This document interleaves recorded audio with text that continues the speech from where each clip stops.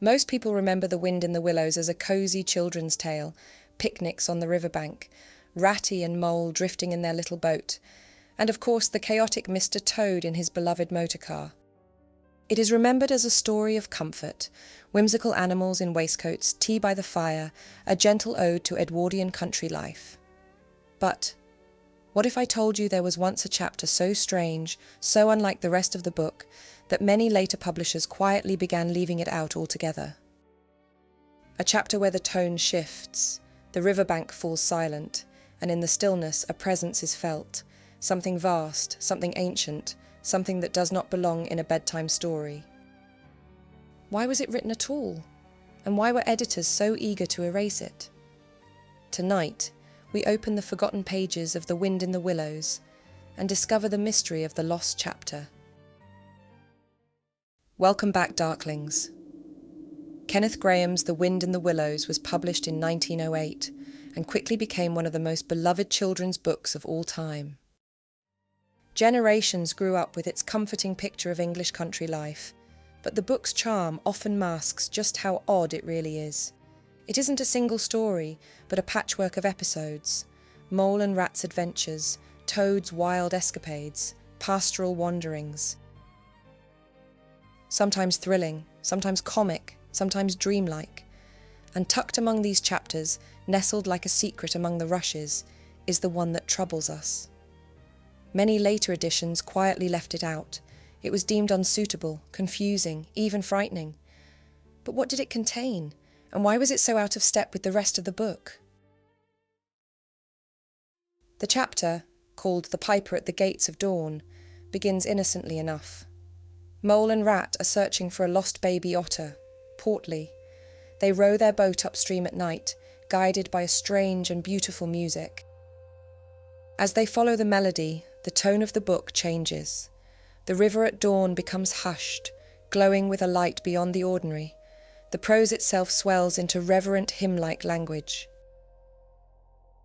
And then they see him, not Toad, not Badger, not any friendly creature of the riverbank, but a looming figure, both man and beast, horns rising from his head, goat's legs, a presence at once terrifying and kind.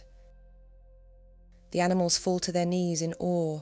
They cannot even speak. They pray. They worship. And when the vision fades, they find the missing otter child asleep at his feet. And afterwards, they cannot remember the encounter at all. The being they have met is no animal. It is the great god Pan. And although it may seem strange, and many readers don't even remember it, the very first edition of the book, in 1908, featured Pan himself on the cover, seated among the reeds with his pipes. Kenneth Grahame clearly saw this chapter not as an odd detour, but as essential to the story. But who was Pan, this half-beast, half-man? And how on earth did a pagan god find his way into the pages of an Edwardian children's book? Pan was one of the most ancient gods of the classical world. Unlike the Olympians who dwelt in palaces of marble, Pan lived in the wild. He was the god of shepherds, woods, and rustic music. He played pipes made of reeds.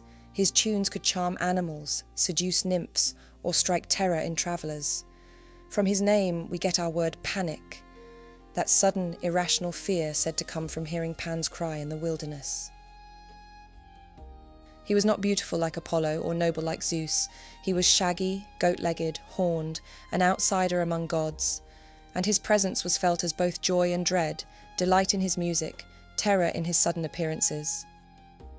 So why did Kenneth Grahame summon this figure to the English riverbank? The answer lies not only in Grahame's own longing for wild nature, but in a strange cultural revival happening across England at the time.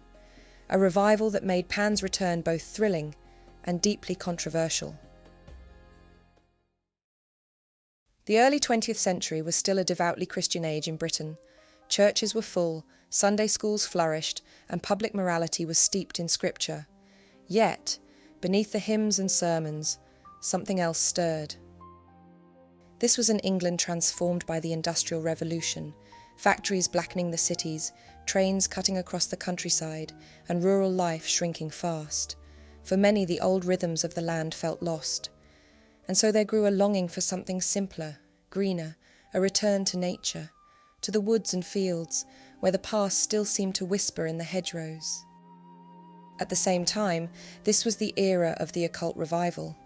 Spiritualism promised contact with the dead, theosophy and secret societies claimed hidden wisdom, folklorists rushed to record the tales of fairies and forgotten gods before they vanished. In a world where science and machines seemed to explain everything, people were hungry for mystery and awe again. Pan became a romantic symbol of this movement. He appeared in poems, in novels, even in whispered rumours of visions in the woods.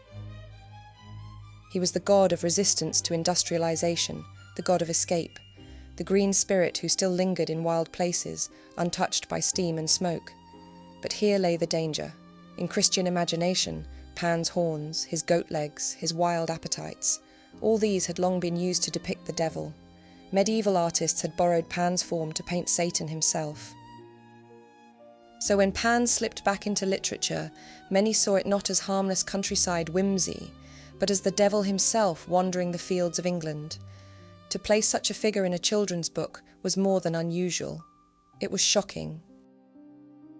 But even so, most early British editions kept the chapter in place, but across the Atlantic, American publishers began issuing abridged versions for children, and The Piper at the Gates of Dawn was usually the first to be dropped.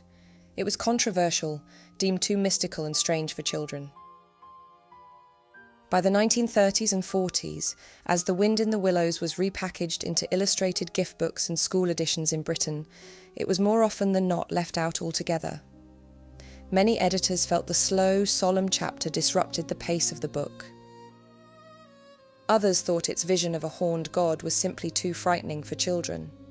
The result was that an entire generation grew up never even knowing the chapter existed. And then, after Disney's 1949 Adventures of Ichabod and Mr. Toad, focused entirely on Toad's antics, the tone of the book was reshaped in the public mind. Publishers leaned harder into the slapstick adventures of Toad, while the dreamlike or spiritual chapters, like The Piper at the Gates of Dawn and another called Wayfarers All, were often dropped. But why did Grahame do it?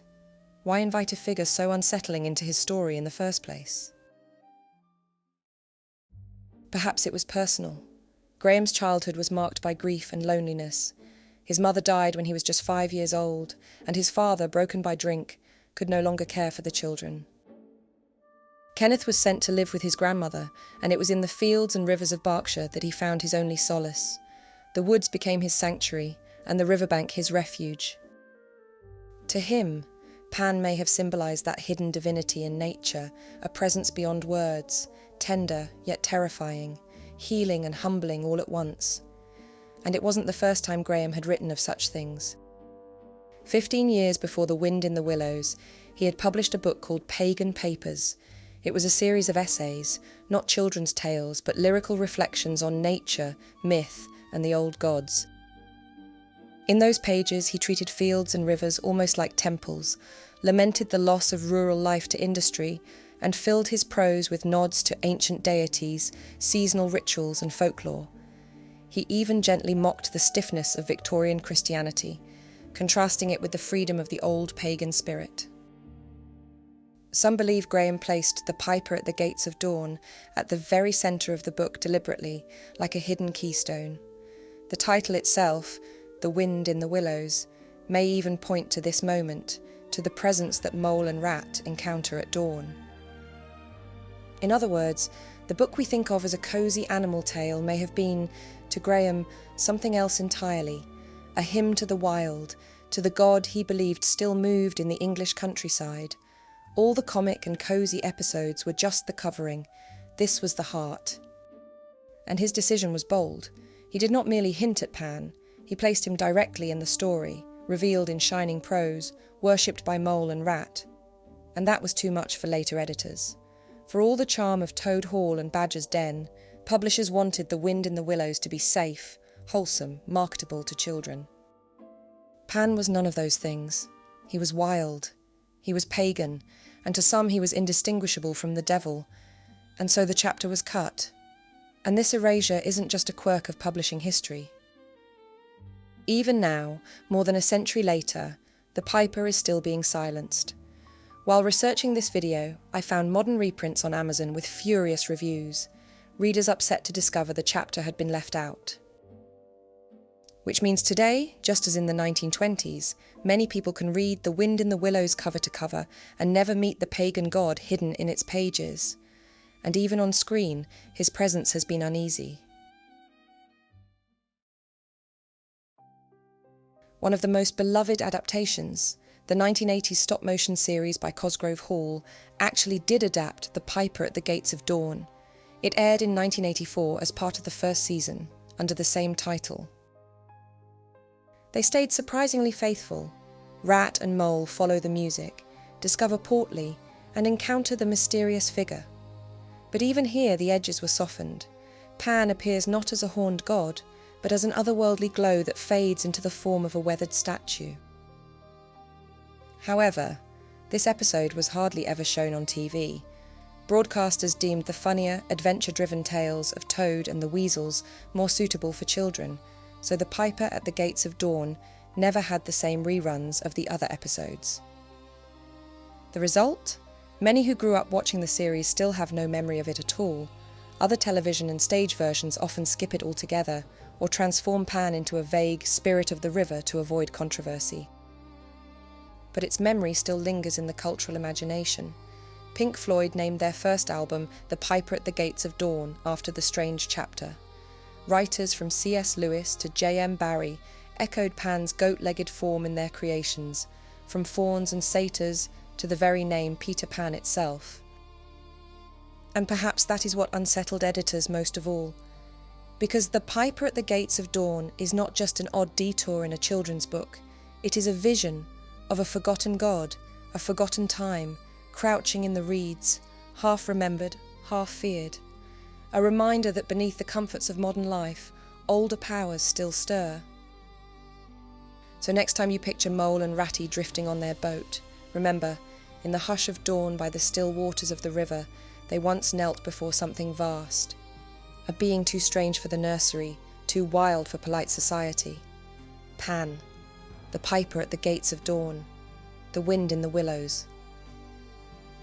And if this surprised you, just wait until you hear about the 4,000-year-old secret hidden in The Princess and the Pea. Click here to watch it now. See you in a future video.